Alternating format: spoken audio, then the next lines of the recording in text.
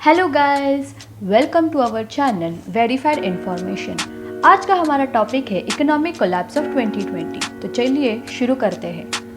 पिछले कुछ महीनों में व्यवसायों को बहुत कम सिर्फ कहने के लिए पर असल में अत्यधिक मात्रा में तनाव में डाल दिया गया था। लॉकडाउन ने कुछ व्यवसायों को पूरी तरह से बंद करने के लिए मजबूर किया था और अन्य खुले रहने के लिए, लेकिन काफी कम रेवेन्यू के साथ। इसने कई कंपनियों को कुछ वित्तीय कार्रवाई करने के लिए प्रेरित किया है जो वे सामान्य रूप से कभी नहीं लेते हैं, और इसलिए हम एक नए आर्थिक संकट के निर्माण को देख रहे हैं। एक संकट जो दुनिया भर के लाखों लोगों को प्रभावित करेगा, और फिर भी अधिकांश लोग यह नहीं जानते कि यह क्या है। यह एक ज़ॉम्बी इकोनॉमी है।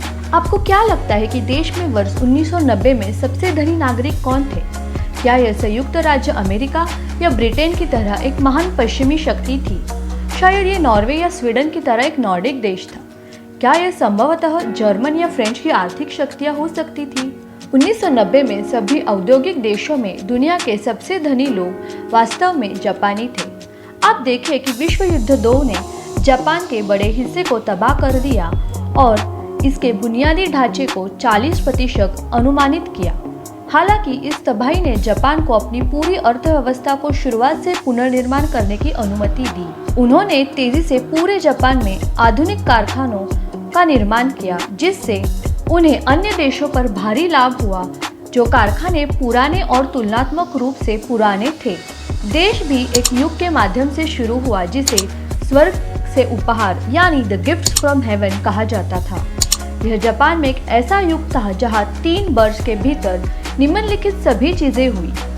जापान एक लोकतंत्र बन गया, श्रमिकों को श्रमिक अधिकार मिल गया, महिलाओं को वोट देने का अधिकार मिल गया, किसानों को उनकी जमीन पर कब्जा करने की अनुमति दी गई, सामान्य समाज को उदार बनाया गया और निजी व्यवसायों के विस्तार की अनुमति दी गई। इन सभी सुधारों ने अत्यंत उच्च उत्पादकता जैसे अन्य कारकों के साथ मिलकर जापान को एक आर्थिक महाशक्ति बना दिया। जहां 1980 के दशक के दौरान वे संयुक्त राज्य अमेरिका के पीछे दुनिया की दूसरी सबसे बड़ी अर्थव्यवस्था थे और उनके पास प्रति व्यक्ति उच्चतम जीएनपी था दुनिया के सभी प्रमुख औद्योगिक देशों में। लेकिन फिर एक बड़ा आर्थिक संकट देश की अर्थव्यवस्था को चौपट कर देगा, ऐसे किसी ने भी नहीं सोचा होगा। 1985 में प्लाजा एकॉर्ड ने अमेरिकी डॉलर बनाम येन के विनिमय दर मूल्य को दोगुना कर दिया। उनके पास सख्त टैरिफ थे जो लोगों को पैसे बचाने या पैसे खर्च करने के लिए प्रोत्साहित करते थे, और अंत में बैंक ऑफ जापान द्वारा बनाया गया अत्यधिक ऋण वृद्धि कोटा था। इन सभी फैक्टर्स ने जापान अर्थव्यवस्था में एक स्पेक्युलेटिव एसेट बबल का नेतृत्व किया। वास्तव में 1989 तक निक्केई 225 जो एक प्रमुख जापानी शेयर बाजार इंडेक्स है, उस 4 साल की अवधि में 218% लाभ देखा।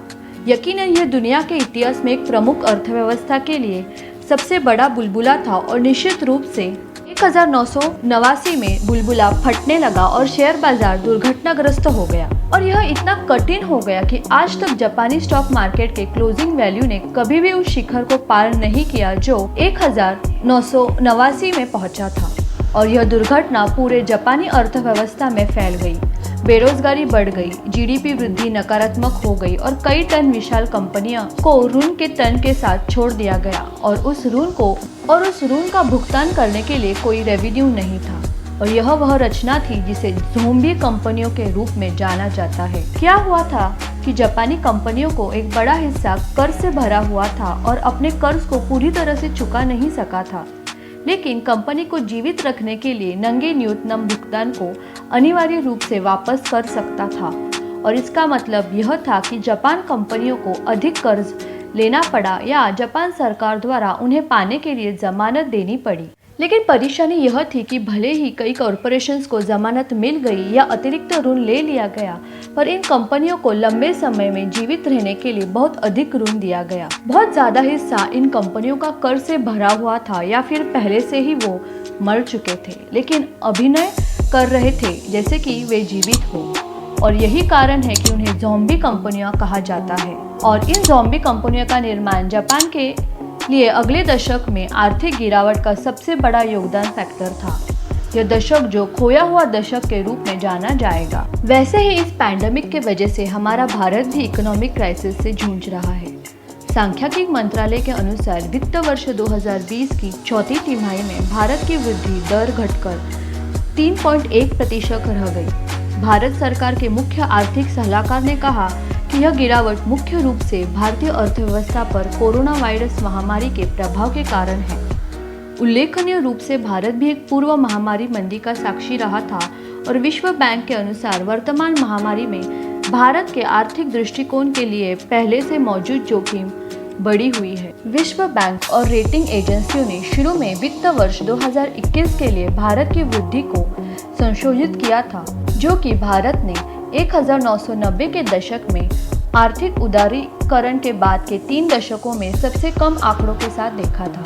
हालांकि मई के मध्य में आर्थिक पैकेज की घोषणा के बाद भारत के सकल घरेलू उत्पाद के अनुमानों को नकारात्मक आंकड़ों से और भी अधिक घटा दिया गया था, जो एक गहरी मंदी का संकेत था। इस अवधि के दौरान 30 से अधिक देशों की रेटिंग डाउनग्रेड की गई है। 26 मई को क्रिसिल ने घोषणा की कि यह आजादी के बाद भारत की सबसे खराब मंदी होगी। बेरोजगारी जो 15 मार्च को 6.7% थी, वो बढ़कर 19 अप्रैल को 26% हो गई और फिर मध्य जून तक पूर्व लॉकडाउन स्तर पर वापस आ गई। लॉकडाउन के दौरान अनुमानित 14 करोड़ 140 मिलियन लोगों ने रोजगार खो दिया, जबकि कई अन्य लोगों के लिए वेतन में कटौती की गई। देश के 53% व्यवसायों को काफी प्रभावित होने का अनुमान। भारत में प्रमुख कंपनियों जैसे लार्सन एंड टर्बो, Bharat Forge, UltraTech Cement, Grasim Industries, Aditya Birla group, BEL और टाटा मोटर्स ने ऑपरेशंस को अस्थायी रूप से निलंबित या काफी कम कर दिया है।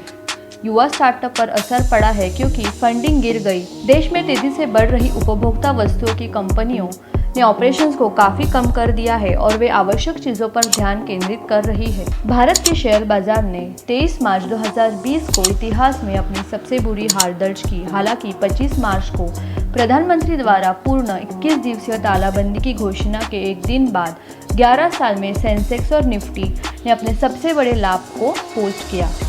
इससे सिर्फ इकोनॉमी ही नहीं तो कई सारे कंपनीज भी अफेक्ट हुए और भारत के कंपनीज भी जापान की तरह ज़ॉम्बी कंपनीज होने के कगार पे है। यह बहुत ही कटु सत्य है, लेकिन सच है कि 2020 साल पूरे देश के लिए सबसे डेंजरस साल है।